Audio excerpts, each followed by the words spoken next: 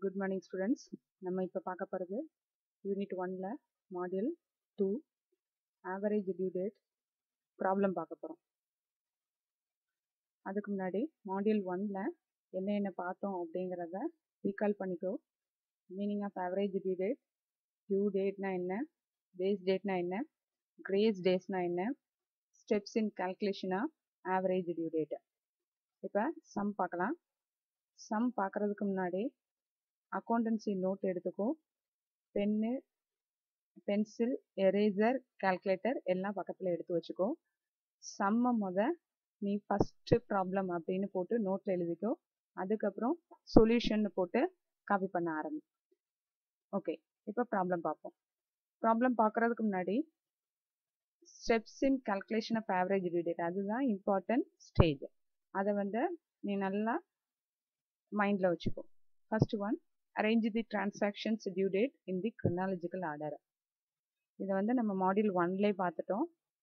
கொடுத்துருக்க டிரான்சாக்ஷனை அசெண்டிங் ஆர்டரில் அரேஞ்ச் பண்ணணும். Next, take convenient due date as base date, first due date is preferable. First நீ arrange பண்ணதுக்கப்புறம் ஃபஸ்ட்டு டேட்டை பேஸ் டேட்டை எடுத்துக்கிற. பேஸ் டேட்னா என்னது? Starting date. Next, count number of days for each due dates with the base date.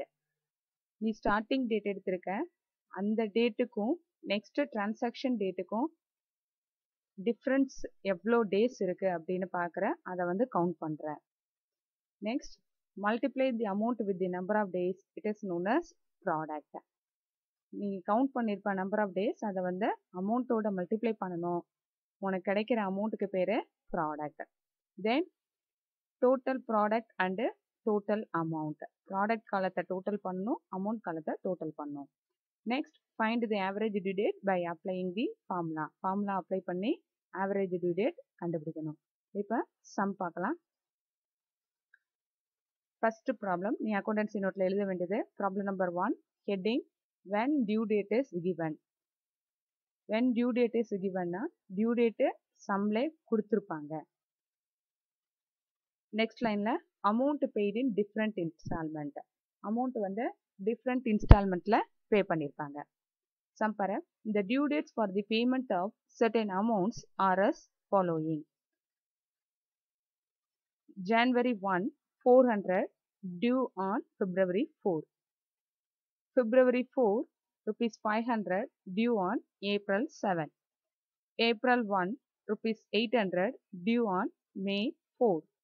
May 10, rupees 700 due on June 13. May 17, rupees 1000 due on June 20. Different amount, different dateல கொடுக்க வேண்டி இருக்கு. Tuna என்னது? கொடுக்க வேண்டி இருக்கு.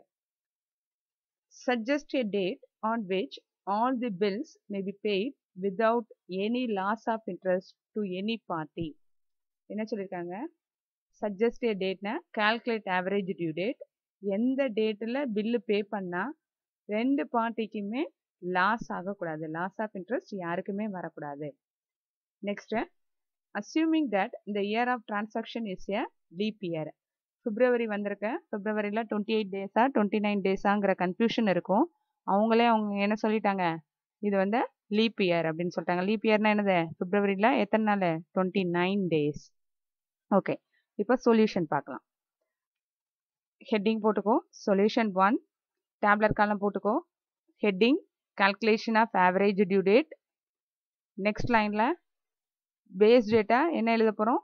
First date. இந்த இதில் first டேட்டுன்னு பார்த்தீங்கன்னா February 4. அப்போ பேஸ் டேட்டா எதை எடுக்கிற? February 4. அப்போ பேஸ் டேட் February 4ன்னு எழுதிக்கோ. Next 4 heading. First heading due date, that is first column. Second heading amount in rupees, that is second column. Third column number of days from base date, that is third column. Fourth one product, that is second column into third column, it comes to fourth column. Okay, கொடுத்திருக்க டிரான்சாக்ஷனை first arrange பண்ணணும். February, March, April, May, June, 13 and June 20ன்னு எடுத்து எழுதிக்கோ. அப்புறம் amount காலத்தில் ப்ராப்ளத்தில் கொடுத்துருக்குது. ப்ராப்ளத்தில் 400, 500, 800, 700, 1000 கொடுத்துருக்கு. அதே மாதிரி 400, 500, 800, 700, 1000 எழுதிக்கும். ஓகே, இப்போ தேர்ட் காலம் பாரு. Number of days from base date. Base date என்னது? February 4. ஃபர்ஸ்ட் டிரான்சாக்ஷனோட டேட்டு February 4. ரெண்டுக்கும் எவ்வளோ நாள் வித்தியாசம் இருக்குது? February 4 தான், இங்கேயும் February 4 தான். அப்போது நம்பர் ஆஃப் டேஸ் வந்து 0. அதே மாதிரி நெக்ஸ்ட் டிரான்சாக்ஷனுக்கு base date February 4, transaction date April 7. அப்போது பிப்ரவரிக்கு மொத்தம் லீப் இயருங்கிறதுனால 29 டேஸ். அப்போது பிப்ரவரியில் மீதி எத்தனை நாள் இருக்குது? 25 டேஸ். மார்ச்சுக்கு எத்தனை நாள்? 31 டேஸ். ஏப்ரலில் 7 டேஸ். அப்போது 25 + 31 + 7 totally 63 days. Next base date February 4.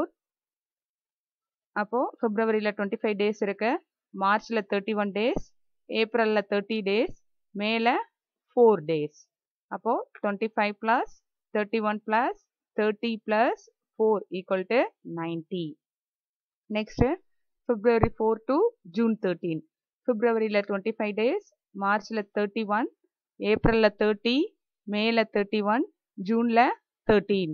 அப்போது 25 + 31 + 30 + 31 + 13 டோட்டலி 130 டேஸ். நெக்ஸ்ட் டிரான்சாக்ஷனுக்கு February 4 to June 20. பிப்ரவரியில் 25 டேஸ், மார்ச்சில் 31 டேஸ், ஏப்ரலில் 30 டேஸ், மேல 31 டேஸ், ஜூனில் 20 டேஸ். Totally 137 days. இந்த தேர்ட் காலத்தில் என்ன பண்ணியிருக்கோன்னா, பேஸ் டேட்லேருந்து டிரான்சாக்ஷன் டேட் வரைக்கும் எத்தனை நாள் இருக்குது அப்படின்னு கால்குலேட் பண்ணியிருக்கோம். சரியா? லாஸ்ட் இதை பாரு. February 4 to June 20னா பிப்ரவரியில் ஒரு 25 நாள் இருக்குது. பிப்ரவரிக்கு அடுத்து மார்ச்சில் 31 டேஸு, மார்ச்சுக்கு அடுத்து ஏப்ரலில் ஒரு 30 நாள், ஏப்ரலுக்கு அடுத்து மேல ஒரு 31 நாள், மேக்கு அடுத்து ஜூன் வந்து நம்மளுக்கு டிரான்சாக்ஷன் டேட் எவ்வளவு? 20 தான். அப்போது 20 நாள் தான் எடுக்கணும். அப்போது டோட்டல் டேஸு 137 நாள். ஓகே, நெக்ஸ்ட் ஃபோர்த்து காலம் ப்ராடக்ட். ப்ராடக்ட்னா என்ன பண்ணணும்? செகண்ட் காலத்தையும் தேர்ட் காலத்தையும் மல்டிப்ளை பண்ணணும். அப்போது செகண்ட் காலத்தில் ஃபர்ஸ்ட் டிரான்சாக்ஷனுக்கு என்ன கொடுத்துருக்கு? 400. அப்போ 400 × 0 0. 500 × 63 31,500. 800 × 90 72,000. 700 × 130 91,000. 1000 × 137 1,37,000. நெக்ஸ்ட் ஸ்டெப் என்னது? ப்ராடக்ட் காலத்தையும் அமௌண்ட் காலத்தையும் டோட்டல் பண்ணணும். ப்ராடக்ட் காலத்தை டோட்டல் பண்ணேன்னா வர்றது 3,31,500. அமௌண்ட் காலத்தை டோட்டல் பண்ணேன்னா 3,400. எடுத்து எழுதிக்கோ. Total product = 3,31,500. Total amount = 3,400. Next ஃபார்முலாவில் சப்ஸ்டியூட் பண்ணு. Average due date = base date plus total product divided by total amount. Average due date base date என்னவா எடுத்த? February 4 plus total product எவ்வளவு? 3,31,500 divided by total amount எவ்வளவு? 3,400. அப்போ உனக்கு வர்றது February 4 plus 98 days. February 4ஓட 98 நாளை கூட்டணும். அப்போ நோட் பாரு. February 4னா பிப்ரவரிக்கு டோட்டலாக 29 டேஸ். அப்போது பிப்ரவரியில் மீதி எத்தனை நாள் இருக்குது? 25 டேஸ். அப்போ பிப்ரவரி ஒரு 25 டேஸ் கூட்டணும். அடுத்து நெக்ஸ்ட்டு பிப்ரவரிக்கு அடுத்து மார்ச்சில் 31 டேஸ். அப்போ மார்ச் 31 டேஸை கூட்டணும். அதுக்கப்புறம் மார்ச்சுக்கு அடுத்து ஏப்ரலில் 30 டேஸ். அப்போ ஏப்ரல் 30 டேஸை கூட்டணும். இந்த 3 டேட்டையும் கூட்டினேன்னா 66 டேஸ் வரும். டோட்டலாக நம்ம 98 டேஸை கூட்டணும். அப்போது 98 டேஸில் 66 போச்சுன்னா மீதி எவ்வளவு? சரி 98ல் 86 டேஸ். டோட்டலி 86 டேஸ் வருதுப்பா. February 25 + 31 + 30னா 86 டேஸ். 98 டேஸில் 86 டேஸ் போச்சுன்னா மீதி வர எவ்வளவு? 12 டேஸ். அப்போது ஏப்ரலுக்கு அப்புறம் May 12. ஆன்சர் என்னது? May 12. ஆன்சர் வந்து மே 12. நோட் பாரு, 29 days are taken for the month of February because in the given year is leap year. கொடுத்த இயர் வந்து லீப் இயருங்கிறனால பிப்ரவரிக்கு 29 டேஸ் எடுத்திருக்கோம் அப்படின்னு சொல்லி ஒரு நோட் எழுதிடணும். ஓகே, புரியுதா? இப்போ நான் இன்னொருக்கே சொல்கிறேன், கவனி. February 4 + 98 டேஸ்னு வந்துச்சுன்னா February 4ஓட 98 நாளை கூட்டணும். அப்படி பார்த்தேன்னா பிப்ரவரியில் 29 டேஸ்லேருந்து 4 டேஸை லெஸ் பண்ணிட்டேன்னா 25 டேஸ் இருக்குது. பிப்ரவரிக்கு அடுத்து மார்ச் 31 டேஸ் இருக்குது. மார்ச்சுக்கு அடுத்து ஏப்ரல் 30 டேஸ் இருக்குது. 3 டேஸையும் கூட்டினேன்னா 86 டேஸ் வரும். டோட்டலி நீ எத்தனை டேஸ் கூட்டணும்? 98 டேஸ் கூட்டணும். இப்போ 86 கூட்டிட்டேன். மீதி ரிமைனிங் எவ்வளவு? 12 டேஸ். அப்போது நெக்ஸ்ட் மந்த் என்னது? மே 12. அப்போது ஆன்சர் என்னது? மே 12. ஓகே, அப்போது ஆன்சர் மே 12. இதை வந்து அப்படியே சம்மா காய் பண்ணிக்கோ. ஆன்சர் மே 12 வந்து பாக்ஸ் பண்ணிக்கோ. Next homework 1. நம்ம போட்டிருக்க சம்மை வச்சு ஹோம்ஒர்க் வந்து இதே மாதிரியே போடு. ஹோம்ஒர்க் 1ன்னு போட்டு நோட்டில் ப்ராப்ளத்தை காப்பி பண்ணிக்கோ. சம்மு செஞ்சுருக்கணும். சரியா? இதே தான். X owes Y the following sums of money due on the dates stated. rupees 400 due on 5th January 2000, rupees 200 due on 20th January 2000, rupees 800 due on 4th February 2000, rupees 100 due on 26th February 2000, rupees 50 due on 10th March 2000. Calculate a date when payment made by X in one installment resulting in no loss of interest to either party. Calculative டேட்டுன்னு தான் கேட்டிருக்காங்க. எந்த டேட்டில் பே பண்ணால் 1 இன்ஸ்டால்மெண்ட்டில் பே பண்ணால் யாருக்குமே loss of interest வராது அப்படின்னு கேட்டிருக்காங்க. இந்த யூனிட்டில் நோட் பண்ணிக்கோ. கால்குலேட் ஆவரேஜ் டியூ டேட்னா கேட்க மாட்டாங்க. எந்த டேட்டில் 1 இன்ஸ்டால்மெண்ட்டில் பே பண்ணால் யாருமே லாஸ் ஆக மாட்டாங்க அப்படின்னு தான் கேட்பாங்க. அப்போது என்ன meaning? Calculate average due date தான். இந்த சம்மை எழுதிக்கோ. ஆன்சர் வந்து நெக்ஸ்ட் மாடியூலில் கொடுப்பேன். ரெஃபரன்ஸ்னு பார்த்தேன்னா நம்ம பார்த்துருக்க 2 சம்முமே நம்ம வச்சுருக்கோம்ல டெக்ஸ்ட் புக், அதில் வந்து பேஜ் நம்பர் 6ல் இருக்கும்.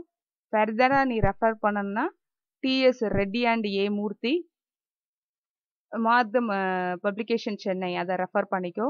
வெப்சைட் வேணுன்னா இந்த வெப்சைட்டை நோட் பண்ணிக்கோ. தேங்க்யூ.